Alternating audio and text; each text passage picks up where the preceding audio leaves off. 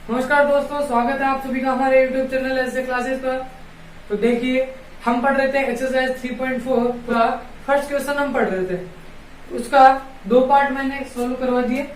तीसरा वाला पार्ट देखिए, यहाँ आपको इसको द्विघात समीकरण के फॉर्म में आपको क्वेश्चन दे रखा है और इसको पूर्ण वर्ग विधि के द्वारा हमारे को सोल्व करना है।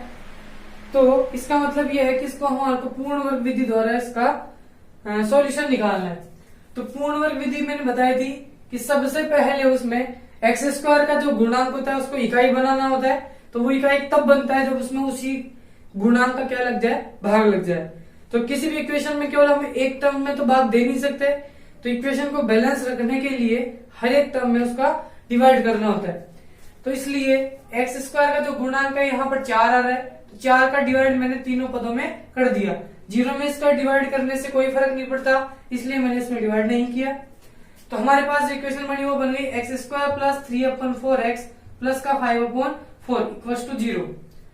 इसके बाद जो सेकंड स्टेप हमारे को करनी होती है वो ये है कि x का जो आपको कोफिशिएंट दे रखा है, जो x का गुणांक है उसका पहले आधा करेंगे।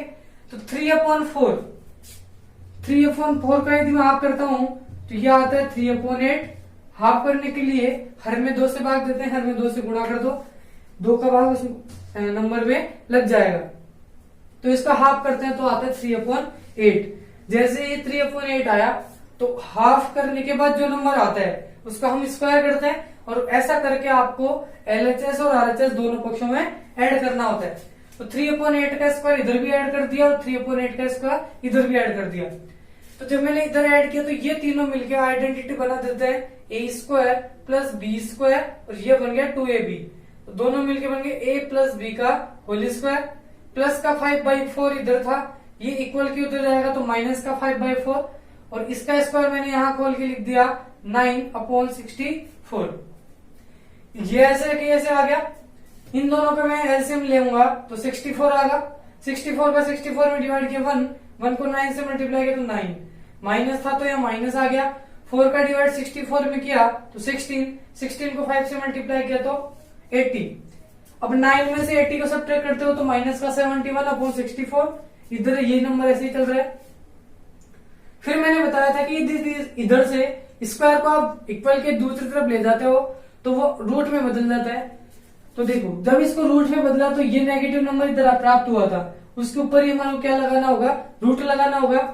तो एक चीज और, जब मैंने नंबर सिस्टम आपको पढ़ाया था तब मैंने बताया था कि हम जो दो तरीके के नंबर आपको मैंने बताए थे, एक होता है रियल नंबर, एक इमेजिनरी नंबर। तो क्लास 10th में हम केवल रियल नंबर्स का ही अध्ययन करते हैं, इमेजिनरी नंबर हम यहाँ पर नहीं पढ़ते। तो इमेजिनरी नंबर होते कौन से थे, ऐसे नंबर जो रूट में ऋणात्मक हो या जिनका रूट ऋणात्मक आ रहा हो।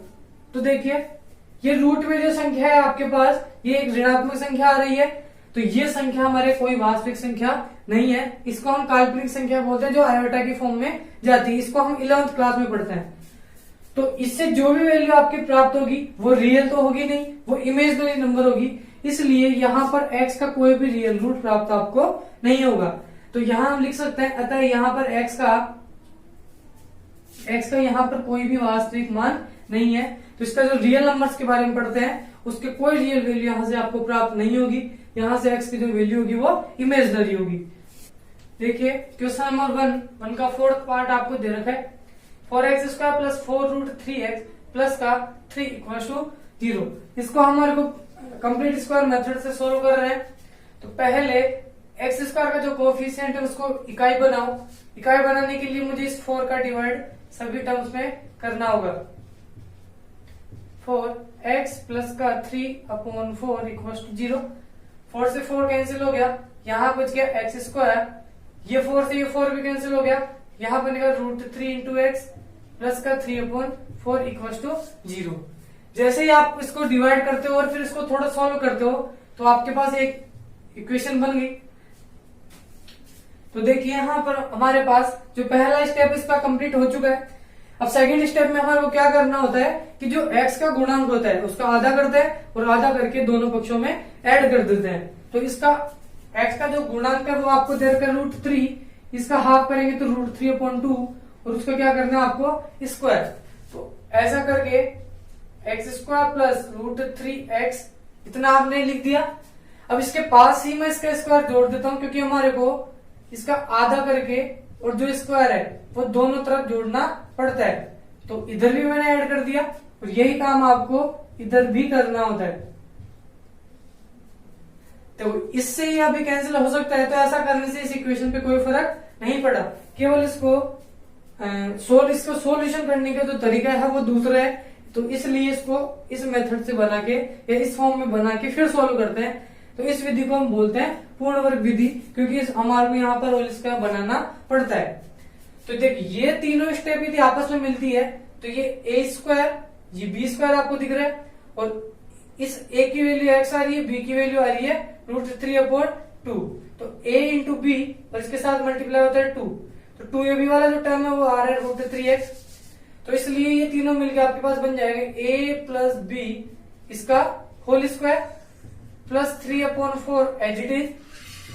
√3 का जब स्क्वायर किया तो यहाँ आ गया 3 और 2 का स्क्वायर किया तो 4, क्योंकि रूट का स्क्वायर करते हैं तो रूट हट जाता है, क्योंकि रूट का मतलब पावर 1/2।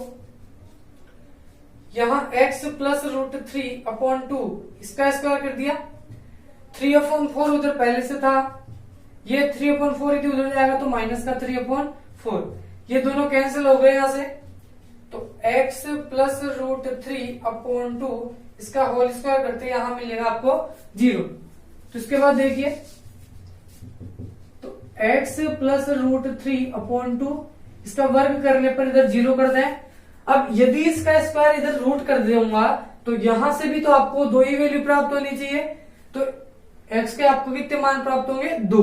तो लेकिन 0 का इधर रूट करते हैं उससे कोई फर्क नहीं पड़ता, तो आप इस गुणनखंड को इस तरीके से भी लिख सकते हो, x प्लस √3/2 और x प्लस √3/2, जैसा कि हमने गुणनखंड विधि में किया था। इन दोनों को इस तरीके से आप तोड़ के लिख सकते हो, क्योंकि इसके ऊपर 2 पावर है। किसी भी नंबर के ऊपर पावर का मतलब होता है कि उसको उतनी बार मल्टीप्लाई करना। यहाँ इसके ऊपर 2 पावर है तो इसको 2 बार मल्टीप्लाई कर दिया। अब दोनों मल्टीप्लाई होकर आपको दे रहे हैं 0, तो कब एक बार कंडीशन में x प्लस √3 ये भी 0 के बराबर हो सकता है और x प्लस √3/2 ये भी 0 के बराबर हो सकता है। इसको जब 0 के बराबर करते हो तो यह आप वैल्यू निकलती है √3/2 माइनस का, यहां से भी आपके पास वैल्यू निकलती है √3/2 ये भी माइनस की। दोनों वैल्यू यहां से एक जैसी ही प्राप्त हो रही है, वो आपको यहां भी पता लग रहा था कि किसी एक ही नंबर का स्क्वायर करने पर आपको 0 मिलता है। तो इसी में यही एक नंबर होगा, तो यहाँ पे आप कोई भी नंबर रखोगे तो वो नंबर है माइनस का √3/2, तो उसका यहाँ रखोगे तो माइनस का √3/2 प्लस का √3/2 दोनों कैंसिल हो गए, 0 का स्क्वायर करते हो तो 0। तो ये इक्वेशन यहां से सेटिस्फाई होगी। तो देखिए क्वेश्चन नंबर फर्स्ट का 5th वाला पार्ट आपको दे रखा है 2x² प्लस x माइनस का 4 = 0। सबसे पहले x² का जो कोफिशिएंट है उसको इकाई बनाना होगा, तो 2 से हमारे को इसके लिए सभी पदों में डिवाइड करना होता है। x/2 माइनस का 4/2 = 0। इतना कर दिया। इसे 2 से 2 कैंसिल हो गया तो ये बनेगा केवल x²। इसको आप लिख सकते हो 1/2 × x माइनस, इससे कैंसिल हो गया तो यहां बन गया 2 = 0। जब आपने x² के कोफिशिएंट का डिवाइड कर दिया, उसके बाद आपको करना होता है x का जो कोफिशिएंट है, x का जो गुणांक है वो आपके पास आ रहा है 1/2, और इसका यदि आप आधा करते हो तो 2 इससे मल्टीप्लाई होके यहां बन जाता है 1/4, और इसका आपको वर्ग करके दोनों पक्षों में ऐड करना होता है। तो देखिए x² प्लस 1/2 × x, अब 1/4 इसका आधा हो गया, इसका स्क्वायर इधर भी लिखना है माइनस का 2, और इसका स्क्वायर करके आपको RHS में भी ऐड करना होता है। ये बन गया x² प्लस 1/2 × x, ये बन गया 1/4 का होल स्क्वायर। ये -2 यदि उधर जाएगा तो ये उधर जाके बन जाएगा प्लस का 2, और इधर 1/4 का स्क्वायर करते हो तो 1 का स्क्वायर हो गया 1, 4 का स्क्वायर हो गया 16, माइनस का 2 उधर जाएगा तो प्लस का 2 बन जाएगा, और इसके नीचे कुछ नहीं है तो आप 1 लगा के इसको ऐड करोगे। यहां से ये तीनों पद मिलके a² प्लस b² और ये 2ab वाला फॉर्म बन रहा है, ये प्लस में है, तो इसलिए यहां होल स्क्वायर बनेगा a प्लस b का होल स्क्वायर। तो a प्लस b का होल स्क्वायर यदि आप बनाओगे तो यहां बनता है x प्लस 1/4 इसका होल स्क्वायर और इधर इनका यदि एलसीएम लेते हैं तो आता है 16, या था 1 प्लस 16, 16 टू 32। यहां इसको और यदि सोल्व करें तो x प्लस 1/4 इसका स्क्वायर मिलके आ गया 33/16। इसके बाद देखिए x प्लस 1/4 इसका स्क्वायर किया तो ये जो स्क्वायर है इधर जाके रूट में चेंज हो जाएगा। तो यदि इसके से स्क्वायर यदि आप हटाते हो तो इधर आपके पास बन जाएगा √33/16। तो जब स्क्वायर इधर रूट में चेंज होता है तो यहां पर आपको एक बार ये प्लस का मिलता है और एक बार माइनस का मिलता है। तो यहां से x प्लस 1/4 इक्वल्स टू आपके पास मिल गया प्लस माइनस 33। इसका कोई रूट नहीं होता तो इसको √33 रहने दो, और 16 का रूट यदि आप करते हो तो ये निकल के आता है बाहर प्लस के 4। अब यहां से इसकी भी दो वैल्यू आपको प्राप्त हो रही है। तो फर्स्ट स्टेप में मैं पॉजिटिव चिन्ह लेता हूं। पॉजिटिव साइन यदि यहां से आप लेते हो तो यहां आपको मिल रहा है x प्लस 1/4, दोनों मिलके एक बार ले लिया प्लस का 33/4। यहां से x की वैल्यू यदि आप निकालोगे तो √33/4, 1/4 यदि उधर जाएगा तो ये बन जाएगा उधर माइनस के 1/4। फिर इन दोनों का यहां पर आप ले लोगे एलसीएम, क्योंकि ऐसे इनको ऐड नहीं कर सकते। एलसीएम आ गया 4, दोनों के डिनोमिनेटर में 4 है तो ऊपर बन जाएगा जो नंबर आपको दे रखा है। तो x की वैल्यू निकल के आ गई रूट में 33 माइनस 1/4। सेकंड, यदि मैं नेगेटिव साइन यदि लेते हैं, यदि मैं कौन सा साइन लेता हूं नेगेटिव, तो देखिए क्या इफेक्ट पड़ता है। तो x प्लस 1/4 इक्वल यहां आपको लेना पड़ेगा माइनस का 33/4। तो यहां से यदि x की वैल्यू हम प्राप्त करें तो माइनस का 33 रूट में /4 प्लस 1/4 यदि उधर जाएगा तो ये बन जाएगा माइनस का 1/4। दोनों का एलसीएम यदि लेते हैं तो ये बन गया 4, ऊपर √33 भी माइनस का बच जाएगा और 1 भी आप पे बच जाएगा माइनस का। और यदि इसको आप सोल्व करो तो दोनों से माइनस कॉमन ले सकते हो, तो रूट में 33 प्लस का 1/4 इस तरीके से अपना आंसर लिख सकते हो। तो x के दो वैल्यू आपको यहां से प्राप्त हो चुकी है। एक आ गया √33 माइनस 1/4, एक आ गया माइनस ब्रैकेट √33 प्लस 1/4। तो यहां से भी आपको x के दो मान प्राप्त हो चुके हैं। इस तरीके से आप पूर्ण वर्ग विधि के द्वारा प्रश्नों को सोल्व कर सकते हो। अब हम सोल्व करते हैं क्वेश्चन नंबर फर्स्ट, उसका 7th पार्ट। 6th पार्ट इसका ऐसे कि ऐसे ही हो जाएगा, उसको आप सोल्व कर लेना। मैं आपको बता रहा हूं फर्स्ट का 7th पार्ट। यहां आपको इक्वेशन दे रखी है 4x² plus 4bx minus of a² minus b² equals to 0।